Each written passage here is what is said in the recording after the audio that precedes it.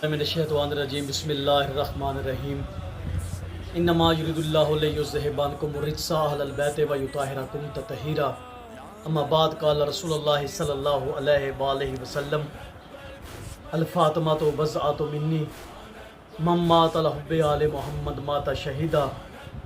من مات لبغض آل محمد مات کافرا رب صلی علی محمد وآل محمد وعجل فرجہم۔ تمام اہل اسلام کو السلام علیکم، یا علیہ السلام مدد۔ تمام اہل اسلام اس بات کو جانتے ہیں کہ ملک پاکستان میں اس وقت ایک افراتفری کا سماں ہے اور ملک پاکستان کا امن برباد کرنے کی ایک بہت بڑی سازش ہو رہی ہے، اور اس سازش کو کرنے والے قبلہ آصف اشرف جلالی صاحب ہیں،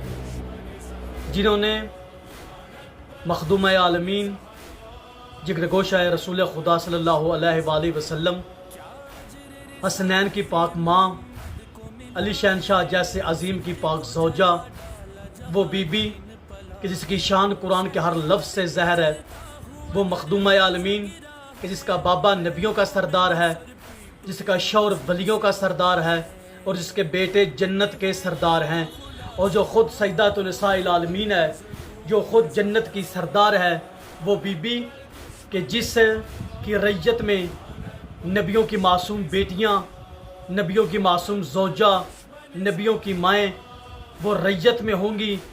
اور محمد صلی اللہ علیہ وآلہ وسلم کی یہ پاک بیٹی دنیا میں اور آخرت میں ان کی سردار ہوگی۔ اتنی بڑی عظمت کی مالک، جس کی عظمت کو قرآن میں دیکھیں تو سورہ کوثر ان کی شان میں، سورہ دیر ان کی شان میں، ایت تطہیر ان کی شان میں، ایت مبالہ ان کی شان میں،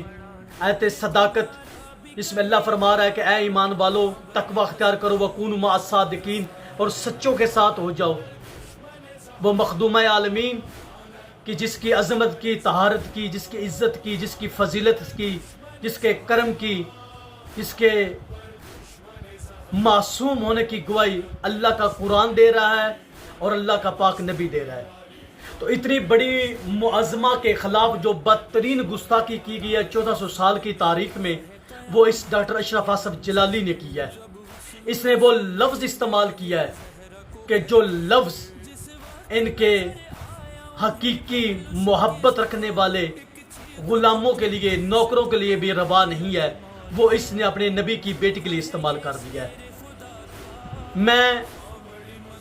اس کی مذمت بھی کرتا ہوں اور اس عقیدے پر لعنت بھی کرتا ہوں، نبی کی بیٹی خطا پر نظر آئے تو صاحبان، اب یہ وقت ہے کہ اپنے آپ کو اگر سچا عاشق رسول کہتے ہیں تو جہاں نبی کے غلاموں پر اپنی جان نثار کرتے ہیں، ان کے دفاع میں بولتے ہیں، تو میرا تمام اہل اسلام سے یہ سوال ہے کہ آپ نوکروں کے لیے، غلاموں کے لیے عزت، ان کی عزت پر بولتے ہیں، اور بولنا بھی چاہیے،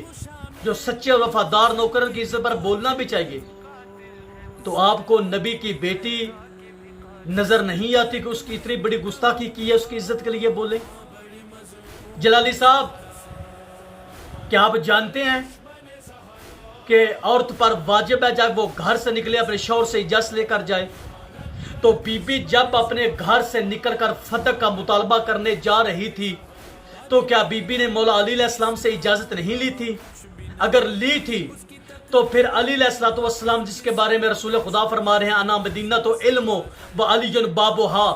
کہ میں علم کا شہر ہوں، علی اس کا دروازہ ہے،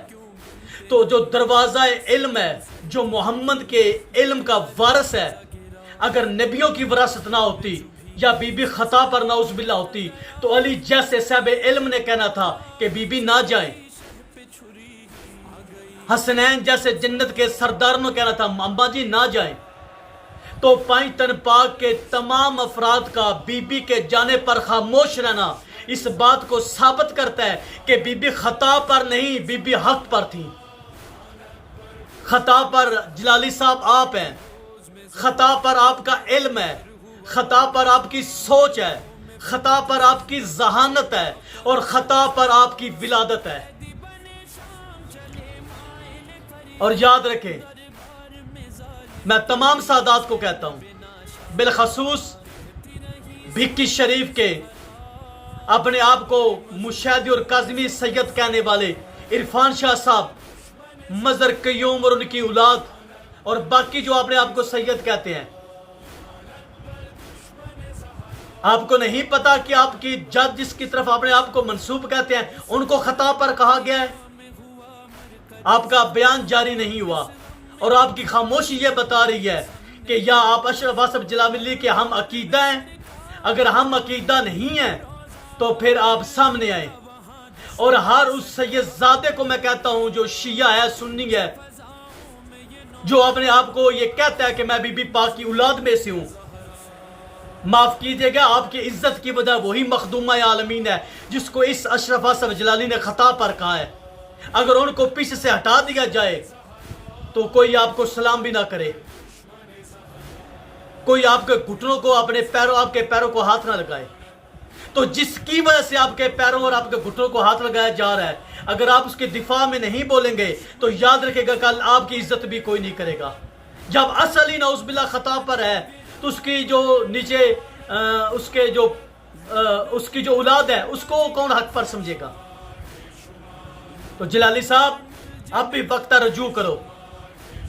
اب بھی وقت ہے کہ اپنے غلیظ الفاظ سے رجوع کر لو۔ تمام اہل سنت کے اکابرین، کوکب نورانی صاحب، سعید اسد صاحب، گولڑا شریف والے، اجمیر شریف والے، تمام نے آپ کے الفاظ کی مذمت کی ہے۔ حنیف قریشی صاحب، سید نجم شاہ صاحب، کل ایک ویڈیو میں دیکھ رہا جس میں ایک چشتی صاحب ہے، انہوں نے کہا کہ جلالی صاحب اپنے لفظ واپس لو ورنہ میں آپ کے درد کے سامنے خودکشی کروں گا۔ ابھی آپ کو پتہ نہیں چل رہا کہ آپ نے کتنی بڑی توہین کر دی ہے۔ اب بھی وقت ہے کہ اپنے آپ کو اللہ کی بارگاہ میں پیش کرو، رسول اللہ کی بارگاہ میں پیش کرو اور ہاتھ جوڑ کر بولو، اے رسول معظم صلی اللہ علیہ وآلہ وسلم، میری زبان سے خطا ہو گئی ہے، میری زبان سے جھوٹ نکل گیا ہے، میں آپ سے معافی کا طلبگار ہوں۔ تو جلالی صاحب اب بھی وقت ہے، اپنے اس گناہ عظیم پر توبہ کر لو، ورنہ یاد رکھو